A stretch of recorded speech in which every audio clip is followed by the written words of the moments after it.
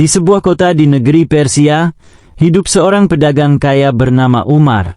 Umar dikenal sebagai salah satu pedagang yang paling sukses di pasar utama kota itu. Namun, kesuksesannya tidak datang dari kejujuran atau kerja keras, melainkan dari kecerdikannya dalam menipu pelanggan. Ia seringkali menaikkan harga barang sesuka hati, terutama kepada rakyat miskin yang tidak mampu melawan. Ia juga merendahkan mereka dengan kata-kata kasar, seolah-olah mereka tidak berhak hidup layak. Berita tentang keburukan Umar akhirnya sampai ke telinga Abu Nawas. Sebagai seorang yang dikenal cerdas dan peduli pada keadilan, Abu Nawas merasa geram. Ia memutuskan untuk memberikan pelajaran kepada Umar agar berhenti bersikap curang dan sombong. Rencana Abu Nawas.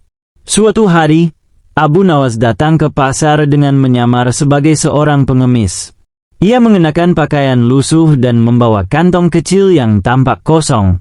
Dengan langkah perlahan, ia mendekati lapak Umar, yang saat itu sedang sibuk melayani pelanggan kaya. "Wahai Tuan Umar," kata Abu Nawas dengan suara lirih, "bolehkah aku membeli sedikit beras? Aku hanya memiliki beberapa kan tembaga." Umar menatap Abu Nawas dengan pandangan meremehkan. "Apa kau pikir aku ini pasar murah? Dengan kan tembaga, kau hanya bisa membeli debu, bukan beras," katanya sambil tertawa keras. Abu Nawas tetap tenang. "Tuan Umar, aku hanya butuh secuil beras untuk mengganjal perutku yang lapar. Bukankah seorang pedagang seharusnya memiliki hati yang dermawan?"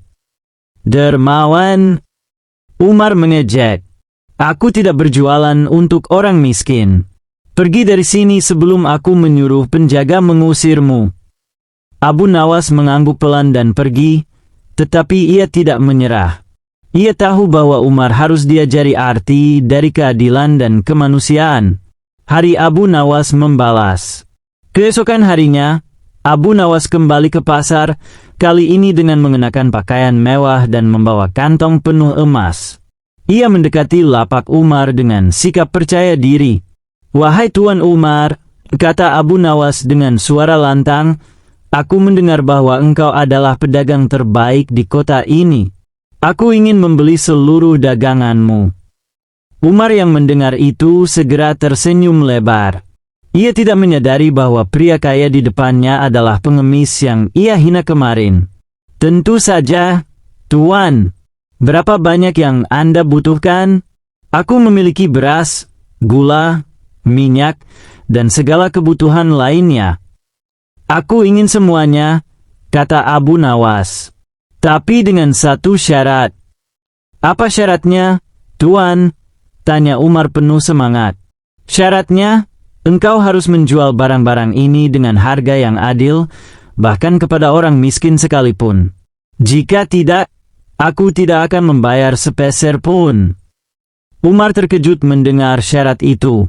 "Tapi, Tuan, aku harus menaikkan harga agar mendapatkan keuntungan." "Keuntungan?" tanya Abu Nawas sambil menatap tajam. "Keuntungan macam apa yang kau cari jika itu diperoleh dari penderitaan orang lain? Bukankah pedagang seharusnya membantu masyarakat, bukan malah menindas mereka?" Umar terdiam. Ia mulai merasa ada sesuatu yang aneh dengan pria kaya ini. "Siapa kau sebenarnya?" tanyanya curiga. Abu Nawas tersenyum dan membuka penyamarannya. "Aku adalah Abu Nawas, dan aku datang untuk mengajarkanmu pelajaran. Kemarin, kau menghina seorang pengemis yang hanya ingin membeli secuil beras. Hari ini, aku datang sebagai pembeli kaya, tetapi aku tidak akan membeli apapun darimu jika kau terus bersikap curang." Umar gemetar mendengar nama Abu Nawas. Ia tahu bahwa Abu Nawas adalah orang yang sangat dihormati karena kecerdasan dan keadilannya. "Maafkan aku, Abu Nawas," katanya dengan suara bergetar. "Aku hanya ingin mencari keuntungan, tetapi aku tidak menyadari bahwa tindakanku telah menyakiti banyak orang." Perubahan Umar. Sejak hari itu, Umar mulai berubah. Ia menurunkan harga barang-barangnya dan memberikan pelayanan yang adil kepada semua pelanggan, baik kaya maupun miskin. Ia bahkan mulai menyisihkan sebagian keuntungannya untuk membantu orang-orang yang membutuhkan. Abu Nawas yang melihat perubahan itu merasa puas. Ia tahu bahwa keadilan telah ditegakkan, dan Umar telah belajar untuk menjadi pedagang yang lebih baik. "Wahai Tuan Umar," kata Abu Nawas suatu hari, "ingatlah, kekayaan bukanlah ukuran kebahagiaan. Tetapi kebaikan hati dan keadilanlah yang akan membuatmu dihormati oleh sesama." Umar mengangguk dengan penuh rasa syukur. Ia sadar bahwa tanpa teguran dari Abu Nawas, ia mungkin akan terus hidup dalam keserakahan dan kesombongan. Pada suatu hari di negeri Persia, Raja Harun al-Rashid duduk di singgasananya dengan wajah penuh senyum licik. Ia baru saja memikirkan teka-teki baru yang akan ia berikan kepada Abu Nawas, sang cendekiawan yang terkenal cerdik. Sang raja memang memiliki kebiasaan menguji kecerdasan Abu Nawas dengan teka-teki yang sulit, bahkan seringkali menjebak dan berniat mempermalukannya di depan rakyat. Namun, hari itu Abu Nawas merasa kesabarannya sudah diambang batas. Selama ini, ia selalu menerima teka-teki raja dengan senyuman dan berusaha menyelesaikannya. Tetapi ia tahu, raja tidak benar-benar ingin menguji kecerdasannya. Raja hanya ingin mencari celah untuk menjatuhkan nama baiknya. Ketika dipanggil ke istana, Abu Nawas sudah menduga ada rencana licik yang sedang dipersiapkan oleh sang raja. Dengan langkah tenang, ia memasuki balairung istana dan memberikan hormat kepada raja. "Abu Nawas," kata raja dengan suara yang penuh ironi, "kali ini aku memiliki teka-teki yang sangat sederhana untukmu. Jika kau berhasil menyelesaikannya, aku akan memberimu hadiah yang besar.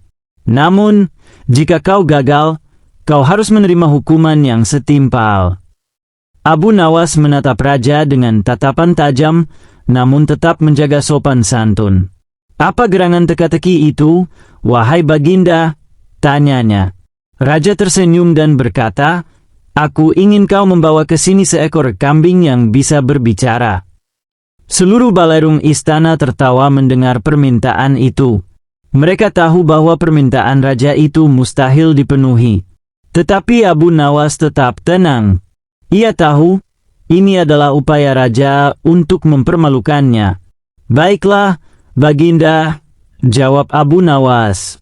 "Berikan hamba waktu 3 hari untuk memenuhi permintaan baginda."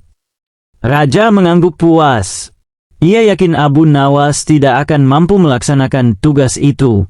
Selama 3 hari, Abu Nawas memikirkan cara untuk menghadapi jebakan raja. Ia menyadari bahwa ia tidak hanya sedang menghadapi teka-teki, tetapi juga sifat raja yang semakin menunjukkan kebencian kepadanya. Ia merasa sudah waktunya untuk memberikan pelajaran kepada raja agar tidak lagi bersikap semena-mena. Pada hari ketiga, Abu Nawas kembali ke istana. Namun, kali ini ia membawa seekor kambing yang diikat dengan tali. Rakyat yang melihatnya tertawa, berpikir bahwa Abu Nawas pasti akan gagal.